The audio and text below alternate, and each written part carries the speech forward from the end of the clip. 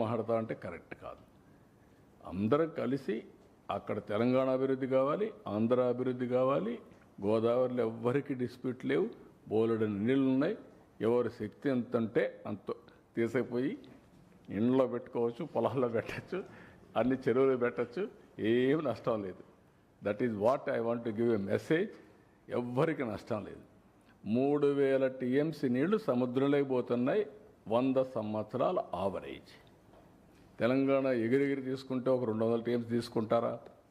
ఆంధ్ర ఎగిరెగిరి తీసుకుంటే ఒక 100 టీఎంసీ తీసుకుంటారు. వర్షాలు బాగుపడితే అవి కూడా అవసరంలే, అక్కడే వచ్చేస్తాయి నీళ్ళన్నీ. కాబట్టి మనం ఆలోచించుకుంది ఇది కూడా మళ్ళీ లిఫ్ట్ చేయాలంటే కరెంటు ఛార్జీలు కట్టాలి. కానీ కరువు వస్తే ప్రమాదం.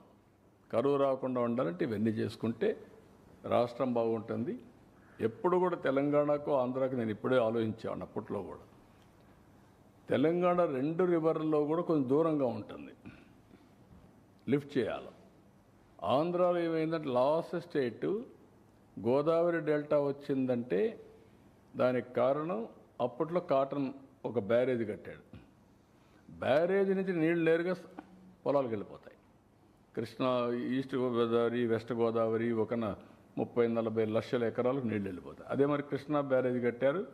ఈ బ్యారేజ్ వల్ల అటు కృష్ణా డెల్టా, వెస్టర్న్ డెల్టాకు వచ్చేసాయి. దీనికి లిఫ్ట్లు ఎక్కడ అవసరం లేదు.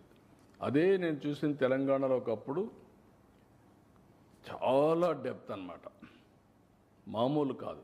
ఖమ్మం, నల్గొండ అయితే ఫ్లోరైడ్, విపరీతమైన ఫ్లోరైడ్. తాగేదానికి నీళ్లు లేకుండా ఫ్లోరైడ్ వచ్చి కాళ్ళు చేతులు కుంటైపోయి చాలా బాధపడేవాళ్ళు. డ్రౌట్. అనంతపూర్ అయితే one of the dessert. Mahabubnagar అయితే చాలా సమస్యలు ఉండేటివి. అలాంటి వచ్చినప్పుడు ఫస్ట్ టైం ఎన్టీఆర్ ఇది తీసుకొచ్చాడు, SLBC, Nagar Sagar left main canal తీసుకొచ్చి నల్గొండకు నీళ్ళు ఇచ్చింది ఫస్ట్ టైం. ఆ తర్వాత నేను లిఫ్ట్ పెట్టి కంప్లీట్ చేసి మాధవరెడ్డి కెనాల్ అని పేరు పెట్టి నీళ్ళన్నీ కంప్లీట్ చేశాం. దానివల్ల తాగేదని నీళ్ళు వచ్చాయి ఫ్లోరైడ్ నుంచి. తర్వాత సక్సెస్ అయిన తర్వాత నేను దేవాదుల స్టార్ట్ చేశాను.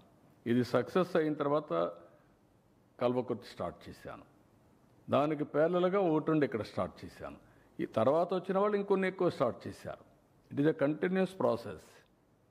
ఈవెన్ ఒకప్పుడైతే నాకు ఆర్డిఎస్ పెద్ద సమస్య ఉండేది. ఆర్డిఎస్ ఏంటంటే తెలంగాణలో ఒక 40,000 ఎకరాలు మహబూబ్నగర్ నీళ్ళు వెళ్ళాలి. ఎప్పుడు వచ్చేటివి కాదు. అప్పుడు కూడా గొడవలు. కర్నూలు వర్సెస్ మహబూబ్నగర్ జిల్లా. ఆ నీళ్ళు అక్కడ మళ్ళా నేను దాన్ని బైపాస్ చేయడానికి జూరాల నుంచి నీళ్లు తీసుకొచ్చా. ఆ ఆయకట్టుని స్టెబిలైజ్ చేస్తే జూరాలను తీసుకొచ్చి ఆ నీళ్ళు ఇచ్చి ఇక్కడ రాకపోయినా అక్కడన్నా పెట్టాలని ఆ నీళ్ళు ఇచ్చాం. ఇట్లా వేరియస్ ఎఫర్ట్స్ చేశాం. ఇప్పుడు కూడా ఎఫర్ట్స్ చేయకుండా మనం అనవసరంగా టైం వేస్ట్ చేసుకోవడం కరెక్ట్ కదా నా ఉద్దేశం. మీరు కూడా గుర్తుపెట్టుకోవాలి. మీరు చెప్పినట్టు మీ ట్యూన్లో ఆయన అట్టన్నాడు, నువ్వు ఇట్టను, నా పాలసీ కాదది. నా పాలసీ ఒకటే, ఎక్కడున్నా అందరం బాగుపడాలి. నేను ఇప్పుడు కాదు, మీరు గుర్తుపెట్టుకోవాలి.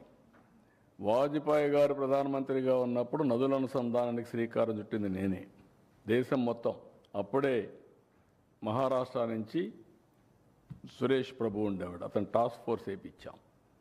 ఆయన ఇచ్చే లోపలనే, రిపోర్ట్ ఇచ్చే లోపలనే వాజ్పేయి గారి గవర్నమెంట్ పోవడం, కాంగ్రెస్ దాన్ని పక్కన పెట్టడం చేశారు. ఇప్పుడు నేషనల్ హైవేస్ రోడ్స్ ఉన్నాయి. ఆ రోజు నేను సజెస్ట్ చేశాను ప్రధానమంత్రికి, లేదంటే టెలికమ్యూనికేషన్ సెక్టర్, ఇవన్నీ ఉన్నాయి.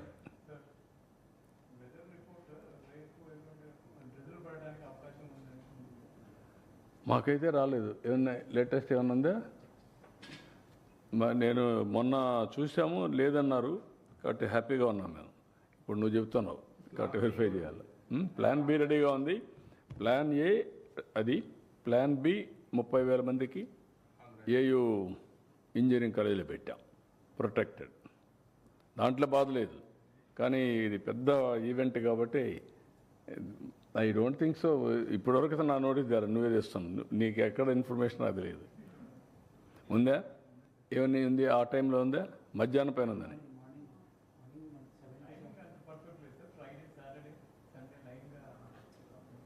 మార్నింగ్ ఉందా?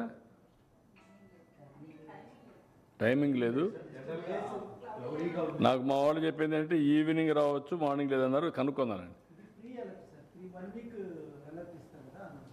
చూస్తాను, నేను కనుక్కుంటాను. అన్ని ప్రికాషన్. Thank you.